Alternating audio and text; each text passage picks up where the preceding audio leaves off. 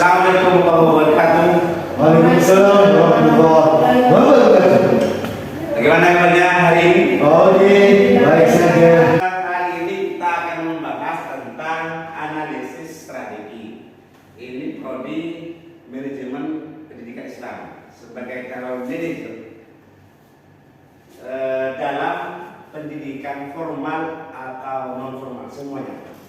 Jadi perlu ada strategi. Jadi apa itu strategi? Anggaplah gampangnya suatu cara untuk mencapai goal. Inilah strategi. Cara. Jadi kalau ke lembaga pendidikan, strategi itu untuk mengembangkan, meningkatkan sebuah lembaga pendidikan. Jadi perlu ada strategi. Nah di sini akan membahas tentang analisis strategi yang tentu nanti akan dipraktekkan karena ini sudah masuk ke praktek. Jadi setelah materi ini nanti akan ada praktek. Jadi perlu didengarkan baik-baik. Di minggu pertama kemarin tentang konsep dasar, kemudian yang kedua tentang pengamatan lingkungan internal, yang selanjutnya adalah eksternal, dan sekarang analisis strategi. Pengamatan lingkungan. Jadi kalau strategi itu kita akan membahas tentang analisis SWOT itu. Kekuatan, kelemahan, peluang, dan ancaman. Jadi bahasa kitanya itu adalah SWOT, itu kekuatan, kelemahan, terus peluang, dan ancaman. Manajer yang baik itu adalah mampu mengembangkan potensi yang ada dalam lembaga pendidikan. Yang kemudian ketika pengamatan itu ada KAFI, itu KAFI kesimpulan analisis faktor internal dan kesimpulan analisis faktor eksternal. Selanjutnya ada format identifikasi. Jadi di sini mengidentifikasikan kekuatan dan kelemahan masing-masing lembaga. Jadi kalian nanti sebagai calon manajer menulis di sini, mengamati di sini sesuai dengan pengalaman belajar. Tidak usah ke lembaga pendidikan. Nanti di tugas akhir yang praktek langsung ke lembaga pendidikan. Jadi pengalaman belajar kalian di waktu SMA atau bahkan sebelumnya, yang minimal paling dekat dari SMA. Apa kekuatan di sekolah kalian ini? Ini hanya contoh yang saya berikan. Jadi identifikasi dulu kekuatan yang dimiliki. Tidak ada lembaga pendidikan sebagus apapun yang tidak punya kelemahan. Begitu juga, ini hanya contoh dari saya. Misal ada motivasi guru dan siswa. Fasilitas perpustakaan ini juga menjadi poin besar. Karena rata-rata perpustakaan itu jarang kemudian diatur di dalam lembaga pendidikan. Ini contoh. Terus kemudian pada ini di internal, kemudian di eksternal ada peluang dan ancaman. Bahkan dukungan pemerintah daerah dalam menanggapi sarana-sarana. Kesesuaian sarana-sarana. Dukungan orang tua ini masuk nilai besar karena kebutuhan apapun yang dibutuhkan dalam pendidikan kalau didukung orang tua itu selesai. Kemudian nilai minusnya banyak lembaga pendidikan sejenis, maka strateginya kalau mencapai dalam teori manajemen itu harus ada brand. Ada branding, ada ciri khas. Jadi kalau ciri khasnya sama itu jadi bingung. Maka ketika nanti praktek harus berbeda dengan ini. Kemudian, nah ketika sudah diidentifikasi tadi, maka masuk ke format ini. Ada nama, ada faktor internal, eksternal, ada bobot, rating, skor, dan kesimpulan. Ini maksudnya hasil dari yang identifikasi tadi itu dimasukkan ke tabel ini, Bobot itu ada di petilasan di sini. Jadi bobot itu adalah implikasi rendah, bobotnya rendah, maksimal 100. Indikator jelas dan konkret untuk menghindari kesalahan. Jadi pengaruhnya terhadap lembaga itu apa? Kalau semakin tinggi pengaruhnya maka skornya tinggi. Maka tentu dilihat oleh beberapa orang, bukan hanya satu orang. Sehingga nanti diakumulasi kemudian dibagi dengan banyaknya orang yang menilai. Maka muncullah yang tadi itu bobot. Kemudian tentang rating itu dari 1 sampai 4. Biasa itu. Paling menonjol 4, terus paling rendah itu yang paling tidak menonjol. Terus kemudian skor itu perkalian antara bobot dan rating. Jadi kalau kita lihat tadi kekuatannya itu kemudian dipindah ke tabel ini, maka misalkan motivasi guru itu 10,5.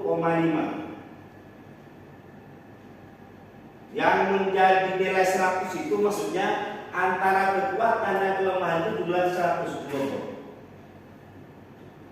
Itu harus 100. Kemudian rating itu tadi kan dari 1 sampai 3. Misalkan ini cukup menonjol, ada 3. Maka kemudian skornya 10,5 kali 3 sama dengan 3,5. Terus begitu. Nah, ketika selesai maka untuk mengisi kesimpulan paling tinggi itu nomor 1. Makanya belum tentu yang nomor 1 pada faktor-faktor internal itu kesimpulan juga nomor 1 karena dihitung dari hasilnya. Maka dapat diketahui kalau seperti ini yang menjadi nomor 1 adalah hubungan yang baik antara guru dengan guru atau guru dengan siswa. Begitu juga di kelemahan. Jadi yang tadi kelemahan itu dipindah ke tabel ini, kemudian dihitung seperti itu. Selesai. Begitu juga pada peluang. Jadi dipindah, dihitung, bentuknya dengan ancaman. Kemudian masuk pada analisis tadi. Materi inti sekarang ini adalah analisis strategi. Analisis strategi di sini yang dimaksud adalah dia SWOT ini kemudian ada sila. Sistem sila. Jadi kalau dipahami dari tabel ini antara kekuatan versus dengan peluang. Jadi plus N plus di internal plus di eksternal. Kekuatan dengan peluang. Jadi maksudnya pemakaian kekuatan untuk memanfaatkan peluang. Dibentrokkan antara plus and plus itu lebih gampang. Kemudian kelemahan dengan peluang.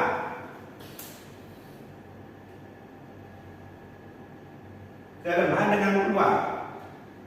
Jadi penanggulangan kelemahan untuk memanfaatkan peluang. Jadi kelemahannya itu ditekan, diminimalisir untuk memanfaatkan, untuk menangkap peluang. Jadi hasilnya ini adalah yang dimaksud dengan strategi. Pemanfaatan pemakaian kekuatan untuk memanfaatkan peluang, penanggulangan kelemahan untuk memanfaatkan peluang. Terus kemudian antara kekuatan dengan ancaman. Jadi kekuatan dengan ancaman di sini. Kemudian antara kelemahan dengan ancaman. Jadi plus and main plus and main and main. Maka kalau plus and main kekuatan dengan ancaman, pemakaian kekuatan untuk menghadapi tantangan atau mengubahnya menjadi peluang.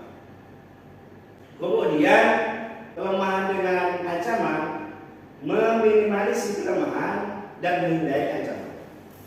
Jadi kalau saya contohkan ini sekitar contoh. Jadi tadi kelebihan ini dimasukkan ke tabel ini, tetapi susunannya sesuai dengan kesimpulan. Jadi kalau nomor 1 maka diadakan paling atas. Jadi kalau kekuatan di sini kan bukan motivasi lagi yang nomor 1, tetapi nomor 3 hubungan. Karena nilainya di kesimpulan itu menjadi tertinggi nomor 1. Maka di sini nomor 1. Begitu juga pada kelemahan, disusun dulu. Terus di bawahnya disusun dulu peluang. Maka pemakaian kekuatan untuk memanfaatkan peluang. Ini tadi peluangnya adalah hubungan baik antara guru dengan guru, hubungan baik dengan guru dengan siswa. Terus peluangnya juga menonton. Maka strateginya menjaga hubungan yang baik antara guru dengan guru atau guru dengan siswa dalam meningkatkan hubungan orang tua. Jadi kalau itu terus jaga, maka hubungan orang tua itu akan terus meningkat. Itu namanya strategi. Terus kemudian yang kedua, tadi kelemahannya adalah penerimaan siswa baru.